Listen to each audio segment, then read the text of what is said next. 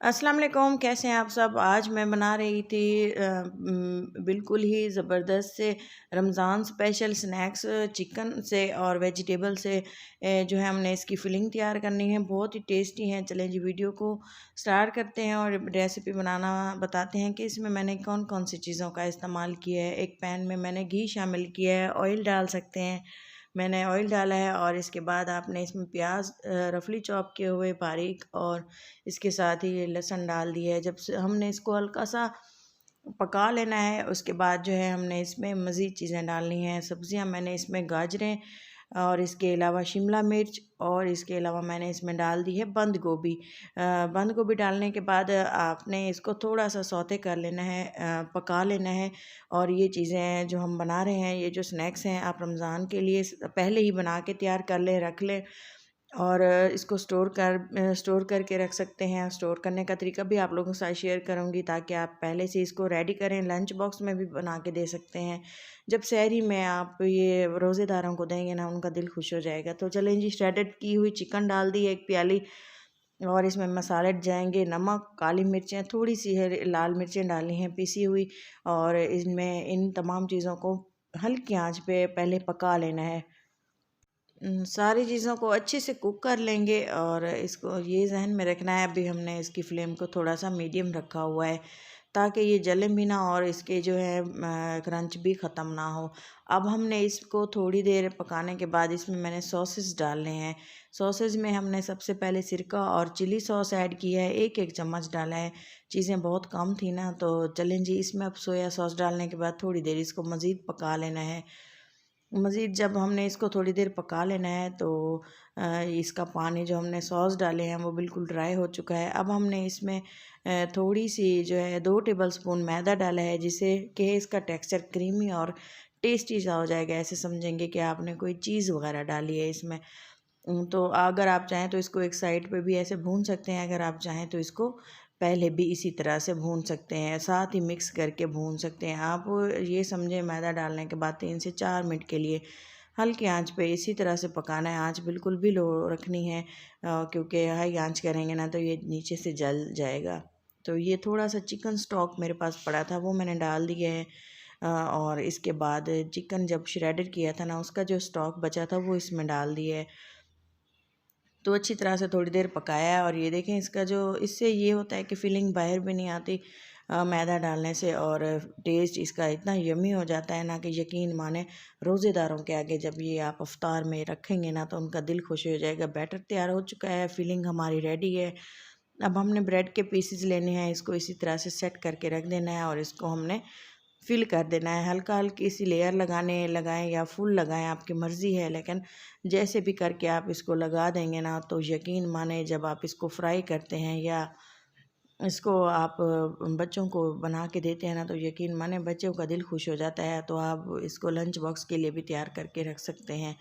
और अगर आप चाहें तो इसको जितने चाहें बना के स्टोर कर लें, ये बिल्कुल भी ख़राब नहीं होते, और इसका टेस्ट यकीन माने बहुत टेस्टी होता है। तो चलें जी, ये अब अफ्तारी में फटाफट, अगर कुछ भी आपके पास खाने के लिए नहीं है, तो ये भी बना के आप खा सकते हैं। बाज़ार से कहीं ज़्यादा मज़ेदार से ये स्नैक्स हैं, और मुझे पर्सनली ये बहुत पसंद है। उम्मीद है आपको ज़रूर पसंद आएंगे जबकि आप इसको घर पे बनाएंगे। तो चलें जी, पहले अगर आप चाहें तो इसके जो साइड्स हैं वो उतार सकते हैं फ्राई करने से या फिलिंग करने से पहले, लेकिन मैंने इसकी बाद में फिलिंग की है। इससे थोड़ी सी लुक अच्छी आ जाती है और सेट सा हो जाता है। इसकी कटिंग कर लेंगे, किनारे इसके उतार देंगे, किनारे ये हमने ज़ाया नहीं करने।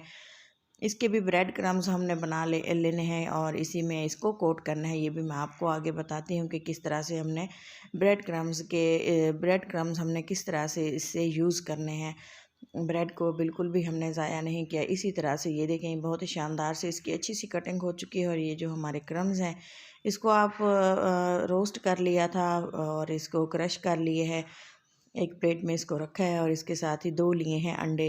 अंडे जितनी ज़रूरत होगी आप उतने इस्तेमाल करेंगे। मैंने अभी फ़िलहाल 2 तोड़े हैं। और इसके बाद ये देखें, आपने जो है इसको अच्छी से फेंट लेना है, ताकि इसमें जो मोटा मोटे से होते हैं ना वो टूट जाएं, और ये जब हमने इसकी कोट करें ना तो ये अच्छे से हल्का हल्का से इसको अंडा हमने लगाना है ब्रेड को। नमक और काली मिर्चें डाली हैं ताकि इसका टेस्ट भी अच्छा सा आए, फीका फीका ना लगे, क्योंकि ऊपर से ब्रेड भी फीकी है। तो चलें जी, ये अच्छे से मिक्स हो चुका है और मिक्स होने के बाद हमने इसकी हल्की सी लेयर इस तरह से लगा देनी है। सेम इसी तरह से जब आप करेंगे ना, ये बहुत ही जल्दी से और आसानी से हो जाते हैं और बिल्कुल भी हाथ भी ख़राब नहीं होते।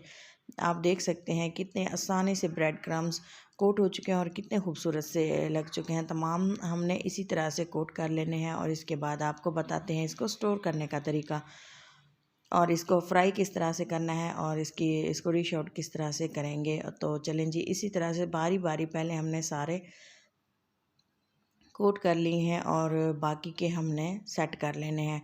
तो इसी के साथ ही आप देखें, बहुत ही मज़ेदार सी डिश है। अगर अच्छी लग रही है तो ज़रूर चैनल को सब्सक्राइब कर दें और वीडियो को लाइक कर दें।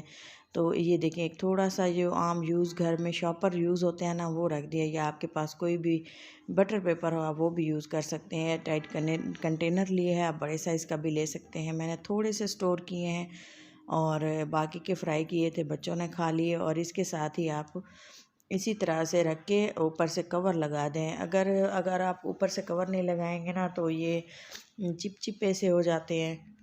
इसी तरह से फ्रीज़ करके सारी चीज़ें रख दी हैं और ये देखें, वैसे ही ये आपको फ्राई करके बता रहे हैं कि ऑयल को थोड़ा सा मीडियम लो फ्लेम पे रख के हमने गरम कर लेना होता है और इसके बाद इसको फ्राई करना होता है।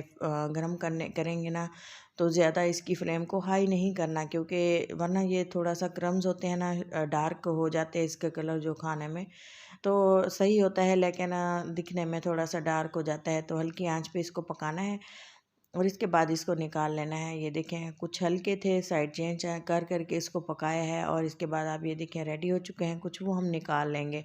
तो आप भी इसी तरह से मज़ेदार से स्नैक्स बनाएं।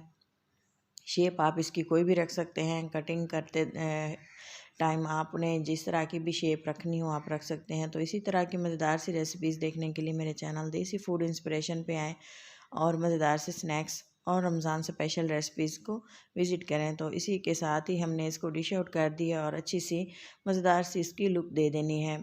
तो उम्मीद है आपको वीडियो पसंद आई होगी। तो चलें जी, इसके साथ ही दें इजाज़त और इसको टेस्ट करते हैं केचप के साथ, मायोनीज़ के साथ आप इसे खा सकते हैं। अगर आप इसको ऐसे भी खाएंगे ना तो आपको यकीन माने किसी केचप और मायोनीज़ की ज़रूरत नहीं पड़ेगी।